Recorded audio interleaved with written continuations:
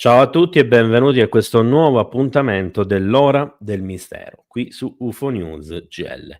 Oggi parliamo di un argomento abbastanza strano, abbastanza intrigante, sicuramente misterico, sicuramente che qualche tempo fa ha fatto parlare persino i media, argomento che è rimasto virale nei social, argomento che sicuramente attira l'attenzione di un po' tutti i cacciatori di misteri, indipendentemente se si tratta di ufologia, paranormale e qualsiasi altro tipo di fenomeno straordinario. Infatti stiamo parlando, della notizia che ormai da anni va avanti e che in modo altalenante spesso ritorna, così come è avvenuto quest'estate, sulla questione dell'apertura di portali interdimensionali e il coinvolgimento in queste faccende niente di meno che del CERN, cioè di quella struttura, nonché gruppo di scienziati che vi operano all'interno, che conducono degli importantissimi esperimenti a 360 gradi, ma naturalmente in particolar modo nel mondo della fisica quantistica. Benvenuti intanto a tutti gli amici e coloro che si sono già uniti in questa live pomeridiana e naturalmente a tutti coloro che lo faranno successivamente vedendo il video in differita. Io come sempre avrò da leggere, vedere, spiegare, eccetera, una serie di cose per cui non attenzionerò la chat, per questo ci sono naturalmente Bruno e Franco e ovviamente per le vostre domande le segnerà Bruno e le vedrò poi alla fine della discussione.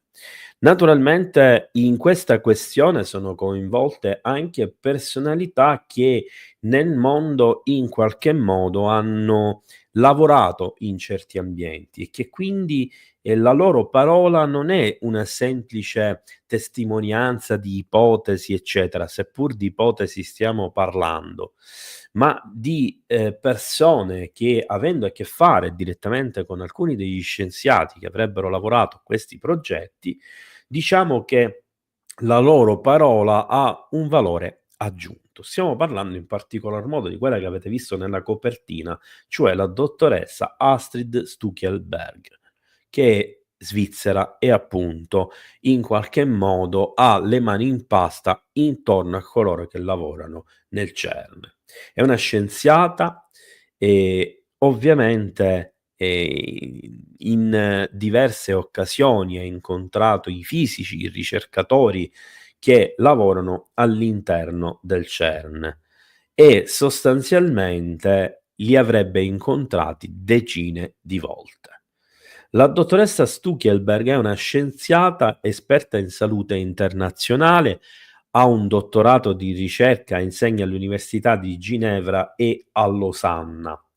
Con oltre 20 anni di esperienza nel suo ambiente è tenuta molto in considerazione, una ricercatrice che lavora in Svizzera ed è leader nel suo settore a livello scientifico, avendo lavorato per l'OMS, quindi l'Organizzazione Mondiale della Sanità, per l'ONU e per l'Unione Europea su vari programmi sanitari. E a questo fine è d'obbligo specificare che lei dice nel suo profilo LinkedIn queste cose, non sono andato a verificare, ma ovviamente essendo un profilo pubblico, eccetera, è decisamente improbabile che queste notizie possano essere false.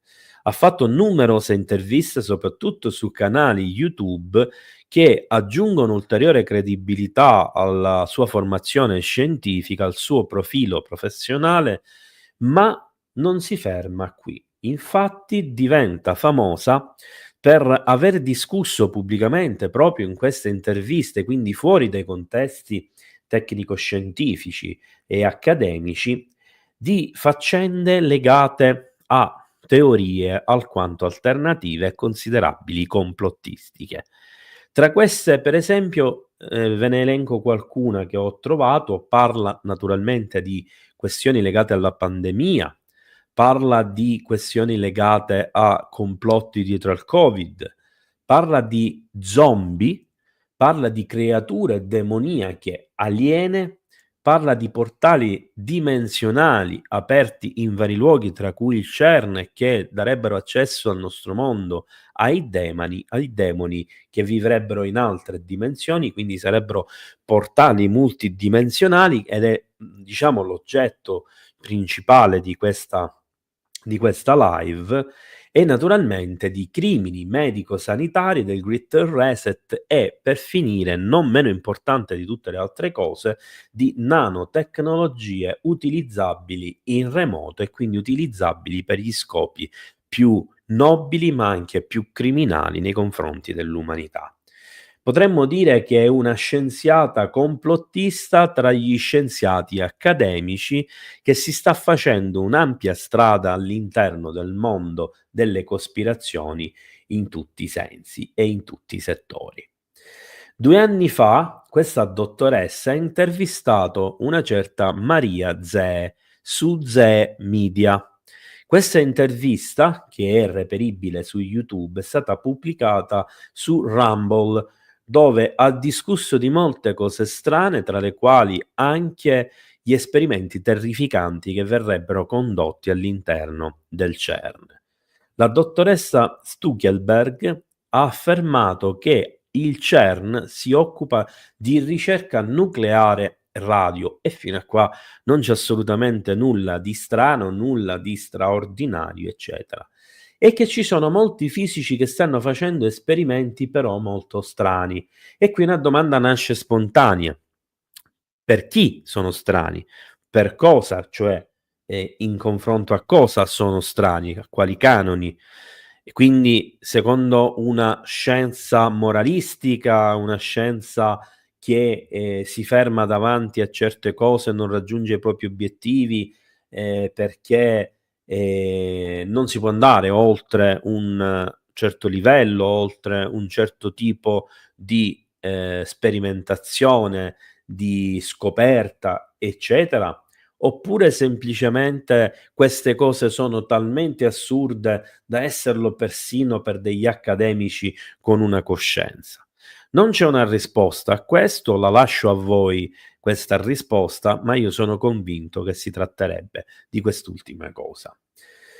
Lei ha fatto un'affermazione strana, ambigua, che i fisici del CERN ehm, hanno aperto dei portali dai quali sarebbero usciti dei veri e propri esseri, entità che possono entrare ed uscire attraverso questi portali affacciandosi nel nostro mondo, poter addirittura comunicare, come vedremo, con alcuni scienziati che starebbero continuando, perpetuando a condurre questi esperimenti e naturalmente siamo quindi davanti a questi esseri demoniaci, alieni, così come la stessa dottoressa Stuckelberger ormai dice spesso nelle sue interviste.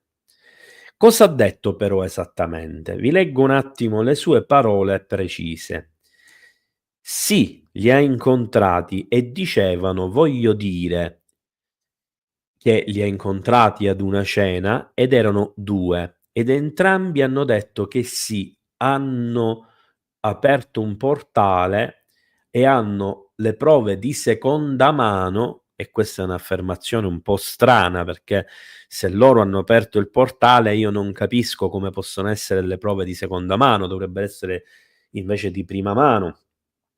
Sai, poi aggiungono, stanno lavorando con il bosone di Higgs e il subatomico e fino a qua, anche qui lo sappiamo già, nulla di straordinario. Quindi hanno apparentemente, in fondo al CERN, questo portale aperto per un esperimento non precisato, dove stanno lavorando con tutte le subatomiche dimensioni, che poi secondo sempre gli studi fatti dalla Stuckelberger, studi ovviamente teorici basati sulle informazioni che ha reperito dai testimoni che lavorano dentro il CERN, che non può citare, ma che gli hanno confidato determinate cose, quindi purtroppo, come vedete da questo giro, non possiamo andare a confermare assolutamente nulla e rimaniamo ancora una volta diciamo, nella questione appunto ipotetica, teorica, senza alcun fondamento, senza alcuna certezza. Sarebbero 17 le diverse dimensioni di queste realtà parallele, che sarebbero accessibili attraverso questi portali. Ci sono più dimensioni, appunto 17, conosciamo ormai lo spazio-tempo, le coordinate x, y e z, quindi la tridimensionalità attraverso i grafici, ma poi loro che invece conoscono la multidimensionalità e hanno accesso addirittura attraverso i portali a questi luoghi, ci stanno letteralmente giocando, nel senso che forse ci sperimentano con una certa leggerezza. La stessa dottoressa afferma: non mi hanno detto di più su chi è venuto dall'altra parte, nel nostro mondo, che non assomiglia ad un umano. E poi ne hanno avuto anche un altro di cui non mi hanno voluto dire assolutamente nulla, ma mi hanno detto che hanno le prove perché questo personaggio, questa entità avrebbe lasciato una sciarpa. E questa è un'affermazione che mi fa un po' sorridere, perché pensare a un viaggiatore attraverso le dimensioni che indossa e lascia una sciarpa, mi fa, diciamo, apparire un po' tutto in modo meno, come possiamo dire, convincente, meno verosimile, meno realistico, a meno che non siamo davanti ad un viaggiatore occasionale, cioè ad un individuo che entra nel portale perché vi si trova davanti e quindi non appartiene ad una categoria di persone, tra virgolette, che in realtà hanno quel compito di attraversare quel portale. E questo mi ricorda un personaggio della storia, diciamo, non documentabile, alternativa, di cui ho parlato in un approfonditissimo articolo all'interno del mio sito internet, che è www.statodiemergenza.com, che praticamente riguarda, come posso dirvi, i viaggi nel tempo più che i viaggi interdimensionali. E questo è un personaggio storico, un giovane ragazzo, adesso non ricordo il nome purtroppo, che avrebbe costruito addirittura all'interno di una università statunitense proprio una macchina per condurre viaggi nel tempo, e che nell'arco dei decenni, dopo una serie di sperimentazioni, il coinvolgimento dell'FBI e di altri scienziati, di enti governativi, servizi segreti, eccetera, questo è tutto storico e documentato, sparisce nel nulla per poi avere delle notizie frammentarie di comparse di questo personaggio in altre epoche, almeno secondo gli studiosi dei viaggiatori del tempo, che in qualche modo avrebbero associato a questo personaggio determinati eventi storici. Quella che state vedendo è appunto la dottoressa Stuckelberger. Questa è una panoramica, diciamo, della zona di Ginevra dove si trova il CERN. Il cerchio più piccolo è quello dell'Hadron Collider, l'LHC attualmente funzionante, mentre l'FCC è,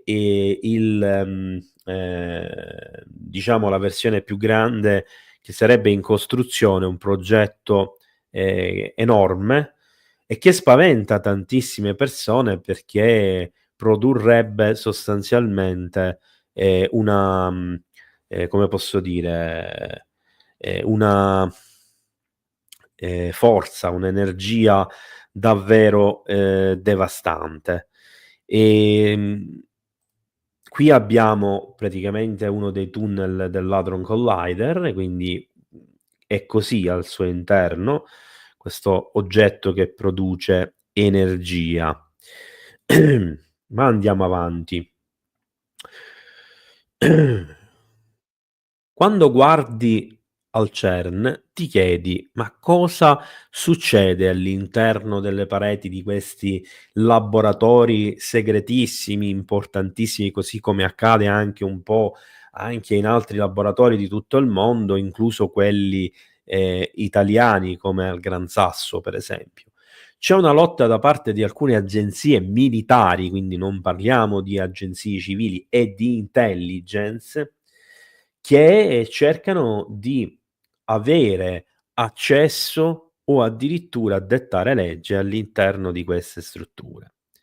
Dicono che c'è una lotta temporale che si sta svolgendo a livello globale e che viene, combattuta proprio attraverso l'apertura di portali come questi presunti portali del CERN. E ricordo ancora una volta che stiamo parlando di teorie. Stanno cercando di cambiare il tempo, di modificare la nostra linea temporale. Lo dice, quindi la dottoressa Stuckelberger, solo perché come scienziato non può dire qualcosa di così importante senza, piangerne le conseguenze, perché se riesci a gestire, dice, le piccole cose, le più piccole energie sulla Terra, puoi immaginare di poter attraversare altri regni di dimensioni sottili, attraverso questi portali e le energie che li gestiscono. Le affermazioni della dottoressa Stuckelberger sono bizzarre, ovviamente, possono suscitare ilarità, scetticismo e tutti quei sentimenti negativi illeciti a tal riguardo. E non abbiamo prove per accettarle, ma ricordiamoci che non abbiamo prove neanche per negarle. Le storie dei portali interdimensionali, ci dice il giornalista, statunitense e blogger Mickey Verna, sono principalmente discusse nella narrativa, ma alcuni dei concetti della scienza toccano idee simili e le vediamo insieme. Gli scienziati discutono ormai da decenni dei wormhole, strutture teoriche che questo è che state vedendo è il principio di un wormhole che tra qualche istante vi spiego naturalmente per sommi capi.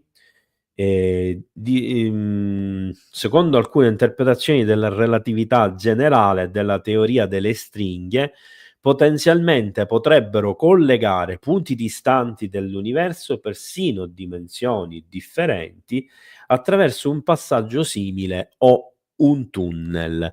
In pratica, attraverso questo tunnel che stiamo vedendo nell'immagine, che ipoteticamente potrebbe collegare il nostro pianeta Terra a un altro punto della nostra galassia o addirittura del nostro universo, di un universo parallelo, ci darebbe accesso immediato attraverso questo tunnel, cioè istantaneamente verremmo catapultati da una parte all'altra. Ora ci tengo a precisare che questi wormhole non escono dalla fantascienza.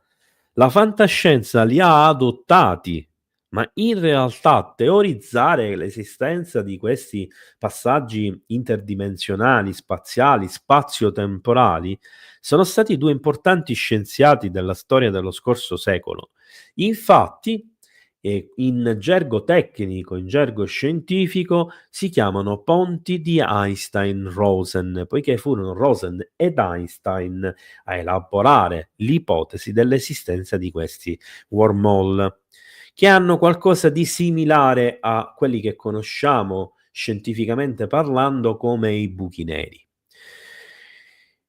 Ovviamente in via teorica, qualora questi venissero confermati, ma la scienza di oggi sta a piccole dosi confermandoli sempre di più, addirittura ci sta dicendo sempre di più che c'è la possibilità che ce ne siano all'interno del nostro sistema solare, e qualche scienziato ha azzardato addirittura a dire che ci potrebbero essere piccolissimi wormhole invisibili alla nostra strumentazione, addirittura molto vicini al nostro pianeta, e che ci consentirebbero di andare altrove come dei veri e propri portali, ma in questo caso naturali, anche se in linea teorica prendendo spunto per esempio dalla cinematografia come quella di Stargate e altri film, serie TV, eccetera, potremmo dire che lo stesso potrebbe esser fatto attraverso dei portali spazio-temporali artificiali.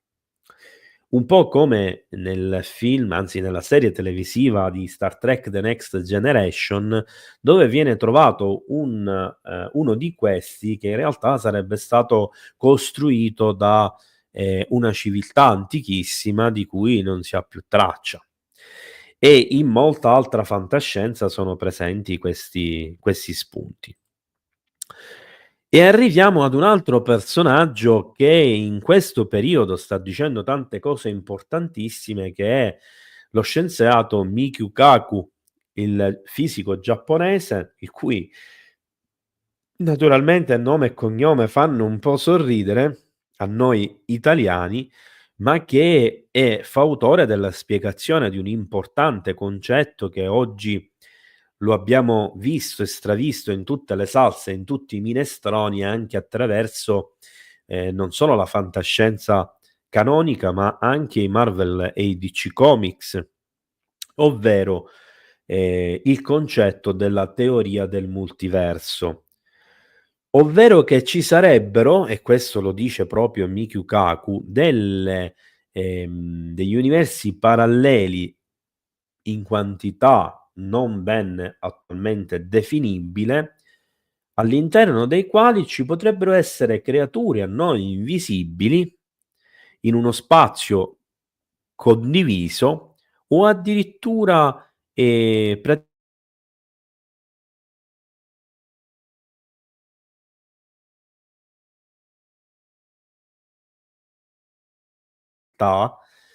naturalmente che magari in quella linea, del multiverso hanno fatto delle scelte differenti. Magari, che ne so, c'è stata una seconda guerra mondiale, questa è stata vinta dai tedeschi e giapponesi. Magari se c'è stata una guerra del Vietnam, è finita con la vittoria dei vietnamiti, la sconfitta degli americani e la crescita e lo sviluppo tecnologico di paesi come l'Unione Sovietica e la Cina a discapito dell'Occidente. Magari è stata l'Unione Sovietica ad arrivare prima sulla Luna, un po' come succede nella serie televisiva che vi ho consigliato per tutte e 4 le stagioni nell'altro mio canale YouTube, Oltre i confini della realtà, in cui faccio le recensioni delle serie TV, dei film, eccetera. Ma non voglio dilungarmi troppo su questa questione del multiverso. Per quanto riguarda le affermazioni quindi della dottoressa Stuckelberger, ho trovato una storia stranamente simile a quella da lei portata avanti sul social Reddit, se non erro, sì, da un utente che affermava di essere uno scienziato di alto livello del CERN che avrebbe parlato circa 5 anni fa. Considerando che la storia di cui sto discutendo è parzialmente ambientata nel giugno, luglio, agosto di quest'anno, è parzialmente ambientata nel 2022 e che questo aspetto viene descritto proprio nel 2022, facciamo un passo indietro al 2017. Quindi quello che vi sto per dire risalirebbe a quell'anno. Non voglio che tu la prenda sul serio, ma è in linea con ciò che ha detto il dottor Stuckelberger. Quindi è di fatto una versione fatta da un'altra persona che ha lavorato questa all'interno del CERN, che va a collimare su molti punti di vista proprio con i racconti della dottoressa. Questa storia è stata pubblicata su Reddit No Sleep con 18 milioni di abbonati. La sinossi di questo post ci dice: un grave errore potrebbe aver messo in pericolo l'intera umanità. Il team dello scienziato che ha lavorato con il Large Hadron Collider, l'LHC, per studiare le particelle, Il 22 marzo poi del 2019 avrebbe affermato che un piccolo errore nel codice di avvio dell'LHC ha portato alla creazione di un'insolita luce gialla che ha riempito l'intera struttura. Questa cosa mi ha ricordato un video che ho pubblicato alcuni mesi fa, sicuramente prima dell'estate, qualche mese prima dell'estate, in cui ho parlato di una macchina teorica descritta dai santoni praticamente indovedici, una macchina, un cubo per l'esattezza, che ricorda molto il TARDIS, per intenderci, del Doctor Who, per chi seguiva questa serie televisiva britannica, che sostanzialmente aveva la possibilità, tramite energia brahminica, di far viaggiare un brahmano, quindi un santone indiano, nello spazio e nel tempo e attraverso le dimensioni. E nello stesso periodo, vi invito a vedere quel video, perché si parla di cose straordinarie. Ho fatto anche altri 2 video, uno che riguarda un presunto fenomeno di abduction di alcune decine di anni fa in Sud America, che coinvolse un team militare e in particolar modo un caporale che guidava la squadra, in cui si crearono delle analogie con questo evento e con quello che vi ho appena raccontato, e un'altra ancora in cui c'era un docente universitario italiano che ha condotto degli esperimenti davanti ai suoi studenti e che si è letteralmente smaterializzato e rimaterializzato davanti agli studenti, e che scrisse in un suo libro di questo esperimento, omettendo però i dati sensibili per paura di perdere il posto di lavoro e ripercussioni scientifici. Questa affermazione della luce gialla un po' nebbiosa mi ricorda proprio quest'ultimo evento.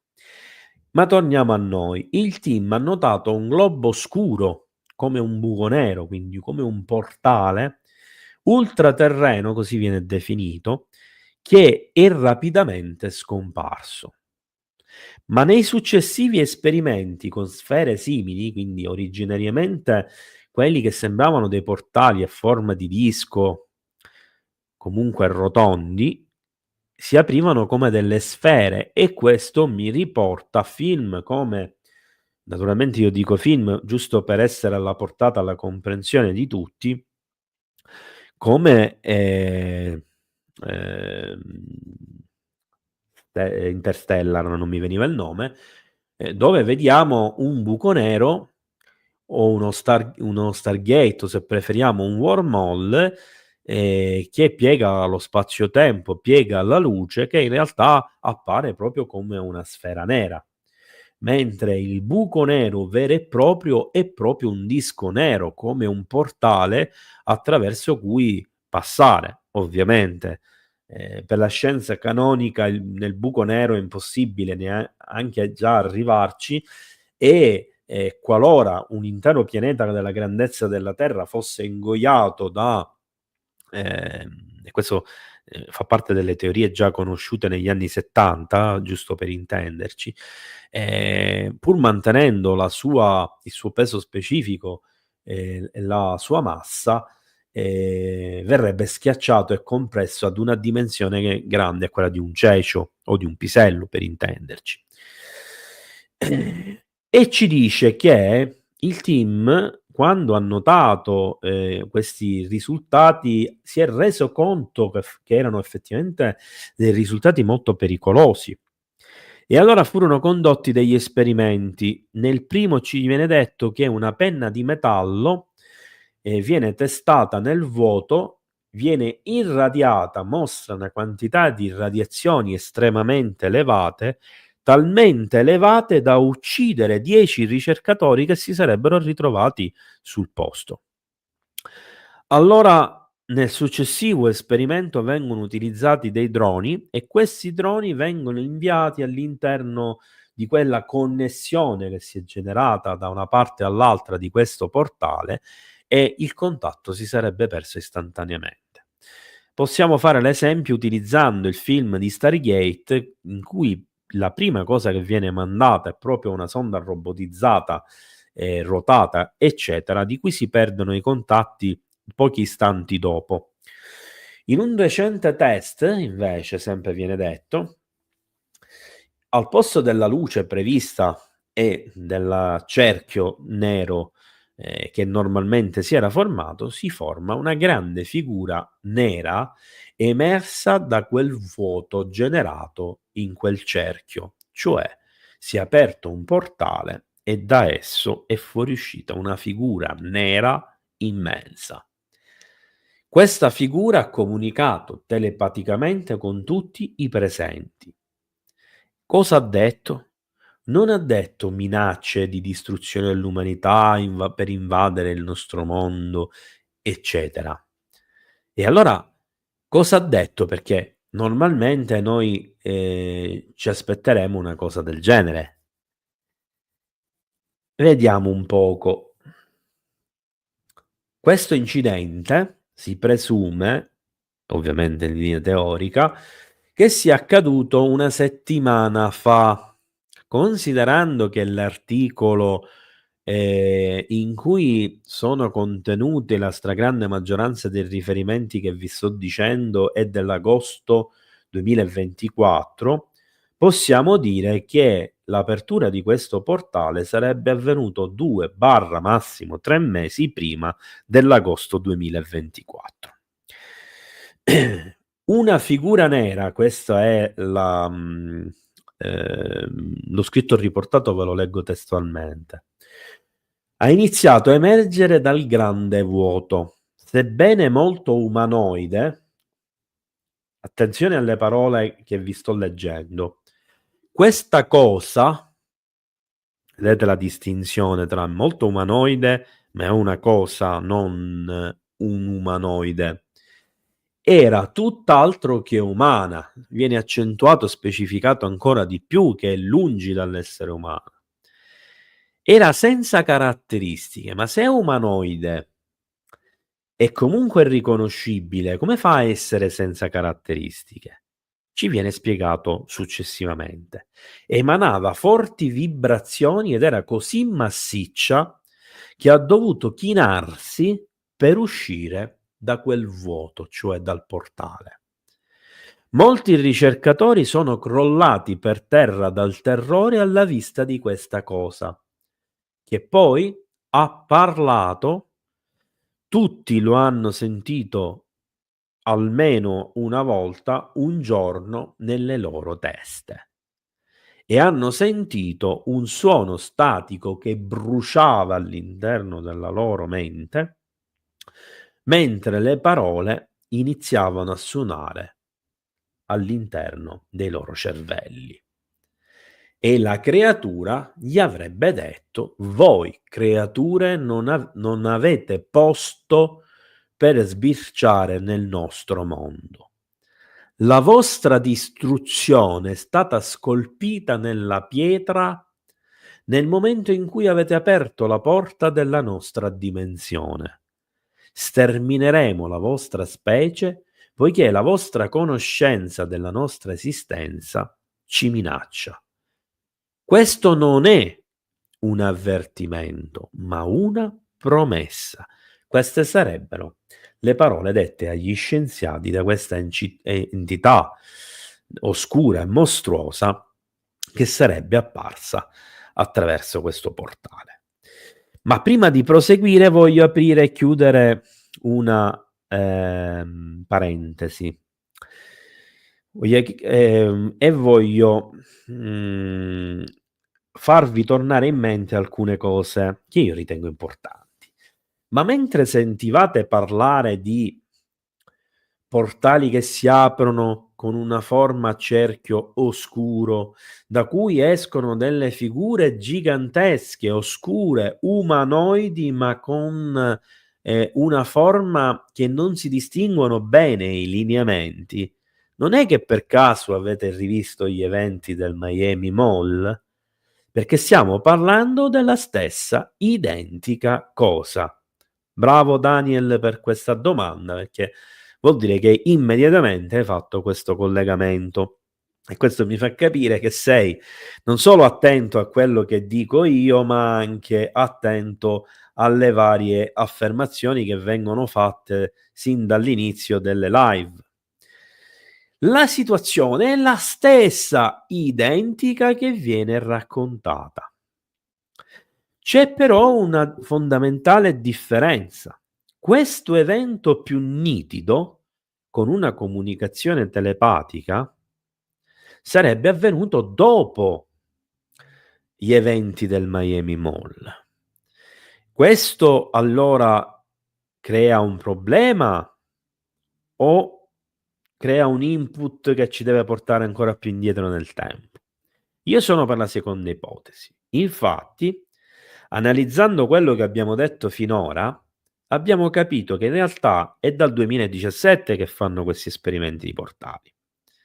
E quindi ci sta che soprattutto materializzazioni, smaterializzazioni sarebbero avvenute sin dal 2019, 2 anni dopo l'inizio degli esperimenti, che ci siano stati diversi eventi di apertura di questi portali, con l'affacciarsi di queste creature extradimensionali, interdimensionali, nere, oscure, sempre descritte alla stessa maniera, che se vi ricordate in un'altra live dove accenno anche al Miami Mall, ma che riguarda le basi, l'area 51, ma anche altri basi di cui abbiamo parlato insieme all'amico e collega Massimo Cirami, abbiamo parlato e discusso anche di apparizioni di queste entità oscure, le stesse del Miami Mall, raccontate da personale militari dentro alcune basi segrete statunitensi.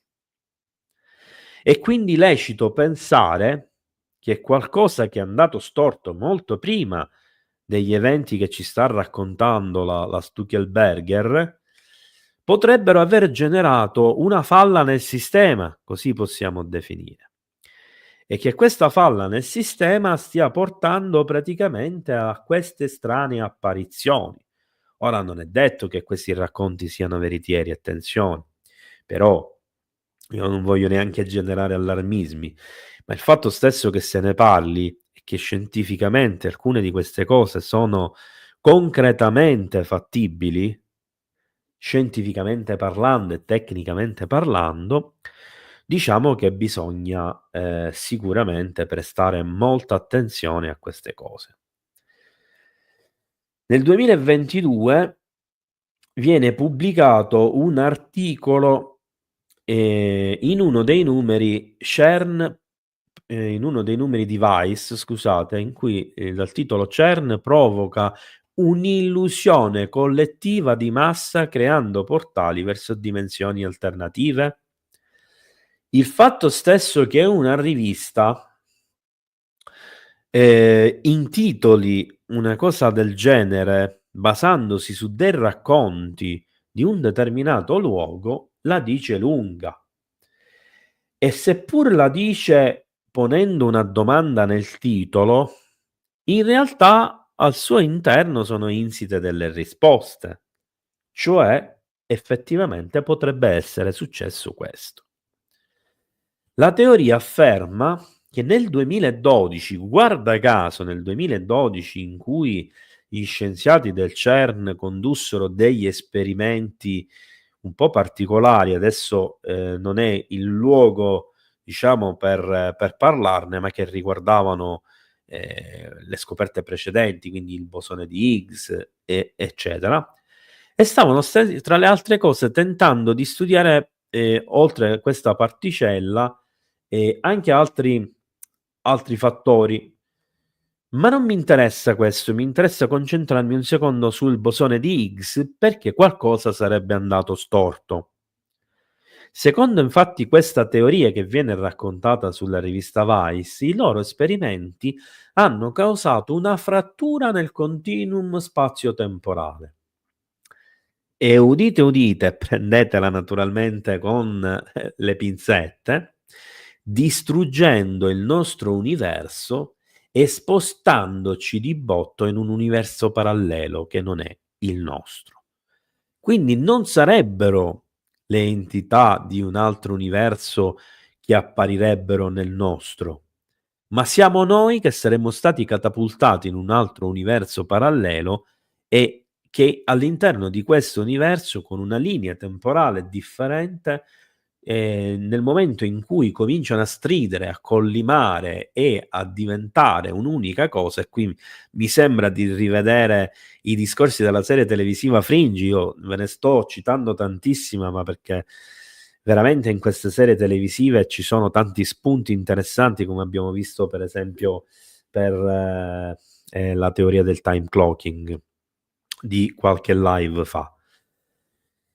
Quindi in questo nuovo universo sperimentale, perché viene precisato sperimentale, creato e non naturale, creato da qualcun altro, distruggendo il nostro universo, appartenente quindi ad entità sconosciute, appunto queste entità nere che arrivano e che ricordano molto i Voladores.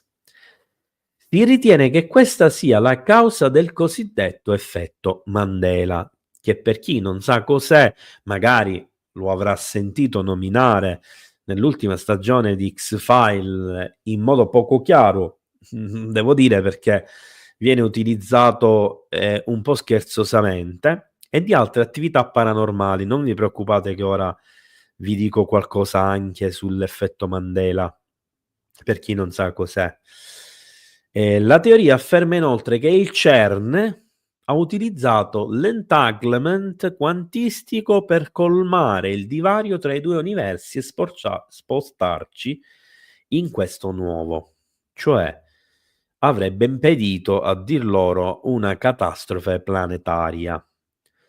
Per chi non sa cos'è l'entanglement, la faccio breve, detta anche correlazione quantistica, è un legame di natura fondamentale e esistente che lega diverse particelle costituenti un sistema quantistico come, aspettate che vi faccio vedere l'immagine che avevo messo prima, mi sono dimenticato di rimettere. Questo legame, inoltre, implicito nella funzione d'onda del sistema, si mantiene attivo sempre, costantemente, anche quando le particelle si trovano in luoghi differenti, distanti persino in luoghi diversi della nostra galassia, dello spazio siderale, dell'universo, come la vogliamo vedere, e a conseguenze sorprendenti e non intuitive, sperimentalmente verificate attraverso le dimostrazioni pratiche di appunto laboratorio. La teoria conclude, quindi ritorniamo alla questione del rivista Vice, che l'universo attuale in cui viviamo non è il nostro, ma piuttosto un universo sperimentale appartenente a un'entità sconosciuta. E qui subito io ho pensato che nel 2012, proprio nel 2012, quando si parlava di questioni legate alla... Scusate un secondo, che non mi ricordavo se c'erano altre diapositive. Questo è l'effetto Mandela, ora ve lo spiego un attimino. Devo riavvolgere il nastro perché tra una cosa e l'altra mi sono dimenticato quello che sto dicendo.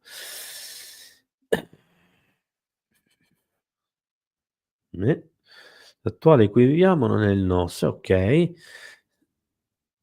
Si ritiene che questa entità stia manipolando l'universo per studiare gli effetti dei loro esperimenti. Questa è la causa dell'effetto Mandela e di altre attività. Quasi come fosse Dio, sostanzialmente, che sta dietro a questi esperimenti, oppure stavo dicendo, come fu spiegato tra le tante teorie caotiche, spesso non fondate, eccetera, sugli eventi del 2012, quando c'era quello in cui si faceva riferimento alle entità galattiche, cioè una sorta di entità, tra virgolette, divine, regnanti ognuna in una galassia differente, da cui dipendeva la modalità di sviluppo di un'intera galassia, in positivo e negativo. E che queste entità talvolta raggiungono un livello di forza distruttiva, caotica, negativa, tale da distruggere qualsiasi cosa incontrano sul loro percorso. Anche questo è un fatto che viene ripreso spesso dalla Marvel Comics attraverso il personaggio del distruttore di mondi, che se non ricordo male si chiama Galactacus, il cui portabandiera era il famoso Silver Surfer. Cos'è l'effetto Mandela?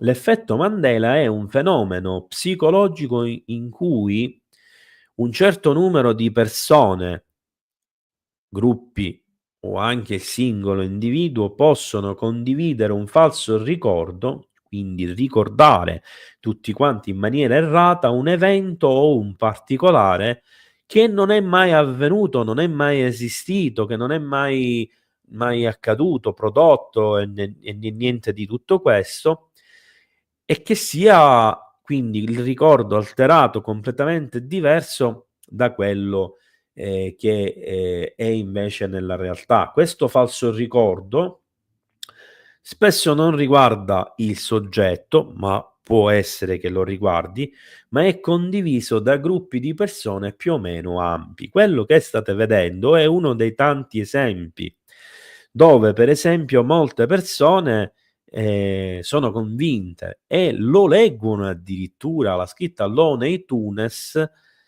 quando invece è scritto Looney Tunes. Ok? Questo è un esempio pratico. Ma ritorniamo alla questione di oggi. Quella che state vedendo, che è la dottoressa Clara Nellist, che lavora al progetto Atlas, cioè al toroidal LHC apparatus, cioè all'apparato toroidale, che è una sezione specifica del progetto LHC dell'Hadron Collider, ed è una fisica di particelle che lavora ovviamente al CERN. E ha spiegato questo fenomeno e ha detto di capire da dove vengono le persone. Affermazione che è ambigua e ci fa pensare agli individui apparsi nei tunnel. Ma sarà così? Vediamo cosa dice, ve lo leggo testualmente. Capisco perfettamente la curiosità e il tentativo di comprendere gli effetti Mandela. Le persone hanno una forte memoria di ciò che pensano che qualcosa fosse, e poi vedere un contrasto con quella memoria può essere piuttosto stridente. Penso che dovremmo, in una certa misura, essere onorati e felici di catturare l'immaginazione delle persone perché siamo all'avanguardia della scienza. Le persone sono interessate a ciò che stiamo facendo. Secondo me, alcune delle cose che vengono ricordate male hanno più senso di ciò che avrebbe dovuto essere. Capisco come più persone ricordino l'ortografia di qualcosa in un certo modo perché è più intuitivo. Questa è una teoria popolare sul perché le persone ricordano, per esempio, Berenstein-Beers rispetto a Berenstein-Beers. Ha semplicemente più senso come Berenstein perché Berenstein è un nome piuttosto comune. L'Anelist poi afferma che mentre la scienza che il CERN sta svolgendo all'LHC è rivoluzionaria, stanno semplicemente ricreando collisioni che accadono nella nostra atmosfera tutto il tempo, in un ambiente però controllato. Per miliardi di anni, specifica, questo è accaduto nel nostro universo e quindi è assolutamente normale. Ma attenzione però, non ha negato assolutamente nulla di quello che è stato detto dalla dottoressa Stuckelberger. Ha soltanto specificato quello che è l'operato e il lavoro degli scienziati all'interno del CERN e del progetto Atlas, di cui, se non erro, ci dovrebbe essere qua. Ecco, questo è il toroide del progetto Atlas. E questa, che è l'ultima diapositiva che vi faccio vedere, è una ricostruzione grafica computerizzata del bombardamento di particelle che avviene con il progetto Atlas all'interno dei condotti dell'Hadron Collider. La domanda è sempre la dottoressa, come si chiama? La Clara Nellis che sta parlando, a cui i fisici teorici stanno cercando di rispondere, sono in qualche modo correlate alle domande a cui i teorici della cospirazione, quindi ammette che non è che tutte le cose dette dai teorici della cospirazione siano false, siano stupidaggini, al contrario, a volte collimano con le risposte che proprio gli scienziati cercano e i ricercatori amatoriali stanno cercando di rispondere alla stessa maniera, sebbene magari lo facciano in modi completamente diversi, non dice in modi stupidi, parascientifici, sbagliati o cose del genere, semplicemente in modi diversi. Scienziati legittimi, poi specifica, quindi scienziati accademici, come fisici quantistici, fisici teorici, hanno ipotizzato universi multipli, wormhole, teletrasporto, eccetera. Quindi non stiamo parlando di teorie del complotto, ma di fatti conclamati dalla scienza. L'idea che la realtà sia una simulazione, per esempio, dimensioni aggiuntive e così via. Imparare di più sulla fisica di base per colmare le lacune nella conoscenza e comprendere come alcuni di questi fenomeni potrebbero funzionare fa parte della missione del CERN. Ma ciò non significa che il CERN stia causando queste cose che vengono dette dalla dottoressa Stugelberger. Io aggiungo, eppure ci sono molte storie in giro che dicono il contrario. E non avendo negato assolutamente nulla, il punto interrogativo a oggi rimane, anche volendo appoggiare totalmente quelle che sono le affermazioni scientifiche di scienziati che ci mettono la faccia del CERN. Prima di arrivare alla conclusione di lasciare spazio a eventuali domande, vediamo un attimo insieme cosa è il fulcro dell'energia toroidale. Ma perché mi interessa specificare questo discorso? Per un motivo preciso, perché l'energia toroidale è, almeno in teoria, al centro delle propulsioni di almeno una parte, se non tutti, degli UFO, che siano di fabbricazione extraterrestre, extradimensionale, interdimensionale, umana, per via retroingegneristica, eccetera, poco importa, alla base c'è proprio il torus, il toroide. E riporto testualmente uno scritto, poiché non voglio sbagliare a darvi dati tecnico-scientifici sul torus e la geometria, ovvero l'energia di campo elettromagnetica come energia costante che irradia verso l'esterno, cioè un campo di forza perfettamente bilanciato formato da 12 linee in un sistema semplice formato da un cristallo che contiene al suo interno 64 tetraedi. In pratica siamo davanti a un reattore toroidale che secondo molti studiosi è quello che permette i viaggi nello spazio e spazio-temporale degli oggetti volanti non identificati. Ok, vedo che ci sono poche domande e il tempo comunque è quasi scaduto, quindi vado dritto. Dai che è stato aperto il portale Miami Mall, non Miami Hall, Armando. E dai chi è stato aperto, boh.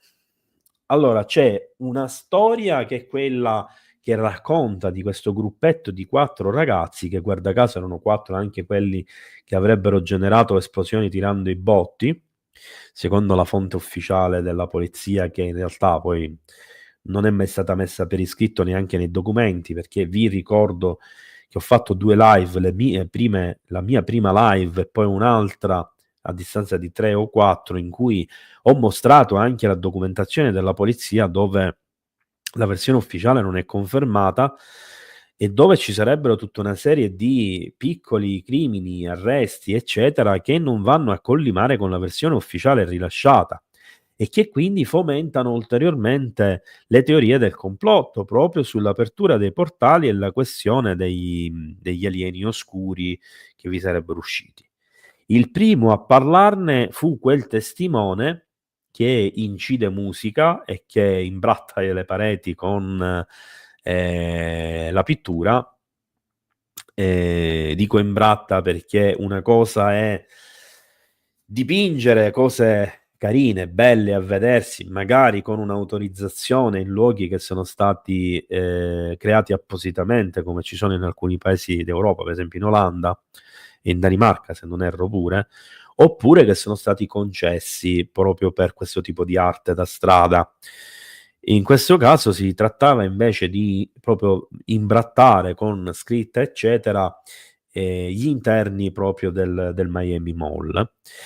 E quindi di questo personaggio ambiguo che ha fatto solo un video in realtà in cui parlava di questa cosa, poi ha chiuso completamente con l'argomento, sarebbe stato il primo a vederlo e sarebbe stato il primo anzi l'unico a vedere questi 4 ragazzi che avrebbero utilizzato un congegno di cui non conoscevano le diciamo nozioni tecniche, la struttura, come se lo avessero appena trovato, come se qualcuno glielo avesse dato, erano lì a schiacciare i pulsanti ed avrebbero aperto questo portale. Questo è quello che si racconta, per quanto possa sembrare fantascienza. Poi è tutto un punto interrogativo. Può esserci un collegamento con riti di connessione con entità dell'astrale basso, cioè con l'ipotesi metafisica? Bella domanda, Patrizia. Non credo di averti letto spesso, quindi approfitto per darti un affettuoso benvenuto in questo canale. E sì, la risposta è sì, certo che sì. Quando io ho citato infatti Voladores, mi riferivo proprio a questo.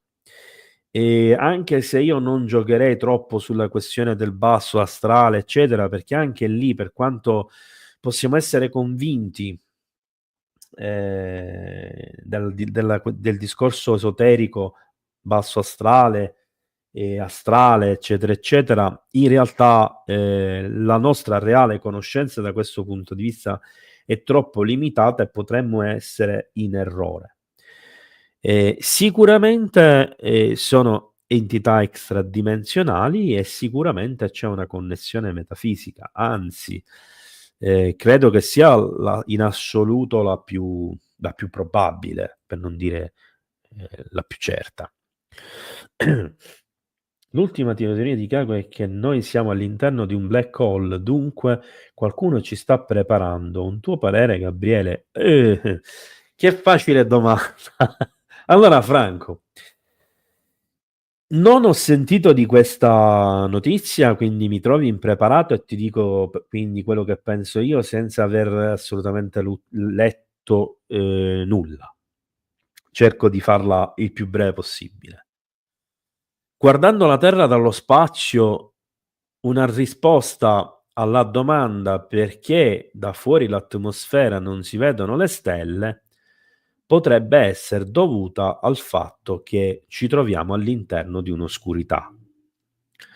Definire questa oscurità diventa molto difficile e complicato.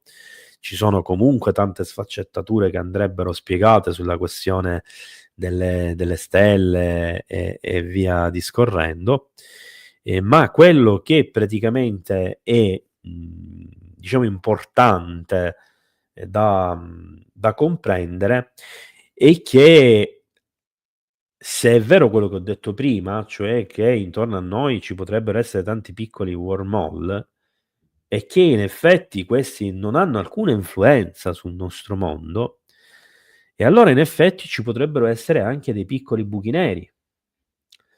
E se ci fossero effettivamente dei piccoli buchi neri, e anche da questo punto di vista, mi sento di dire che, il fatto che ce ne possa essere qualcuno più grande ad una certa distanza o addirittura che ci fossimo dentro, per quanto possa sembrare assurdo, non escludendo nulla, non vedo perché debba esserlo. Potremmo avere una concezione totalmente sbagliata di quello che è l'interno di un buco nero, che alla fine è, ciò che è rimasto di una stella morta. E, non riuscendo a fuoriuscire la luce, non riusciamo a penetrarvi dentro. Quindi io credo che sia possibile, ma se fosse possibile è improbabile che il buco nero sia come noi ce lo immaginiamo, ma sia qualcos'altro. E secondo, reputo più probabile, più che un buco nero, che ci possiamo trovare all'interno di un punto statico di un wormhole, cioè che il viaggio nell'universo, anche all'interno della galassia, quello che sto dicendo può sembrare una bestemmia per la scienza ufficiale, possa essere definito da un percorso istantaneo, ma quindi che noi non riusciamo a percepire perché la nostra concezione del tempo è basata sulla biologia e sulla fisica e sulla chimica anche naturalmente, ma non sulla cosmologia. E magari stiamo viaggiando e siamo per il momento quindi apparentemente fermi all'interno di questo tunnel. Mi sento di risponderti in questa maniera: che ci stia preparando la scienza, secondo me sono i primi a non sapere dove mettere le mani e i piedi, e penso che sia più facile per una persona che si occupi di mistica, di esoterismo forse, di simbologia, di cosmologia, piuttosto che un fisico, un matematico, uno scienziato di altro tipo, a far comprendere determinate cose e a riuscire a preparare l'umanità ad un cambiamento radicale di paradigma o addirittura ad uno shock. Daniel, l'effetto Mandela potrebbe essere stato un tentativo andato a male di time clocking? Anche questa è una bella domanda e non c'ho riflettuto, quindi non ti posso rispondere immediatamente perché ci dovrei stare lì a riflettere subito. Però, siccome non mi piace lasciare in sospeso le domande, direi che l'effetto Mandela potrebbe essere, quindi il contrario di quello che tu mi chiedi, il risultato di un time clocking andato a male. Perché, come abbiamo visto, per farla breve, perché il tempo comunque scorre, siamo già oltre l'ora, eccetera, anzi stop alle domande, quindi finisco quelle presenti. Ehm, Sottolineo che, essendo una sfasatura dell'immagine, quindi probabilmente dello spazio-tempo, siamo davanti ad una scena che agli occhi di persone posizionate in punti diversi è diversa.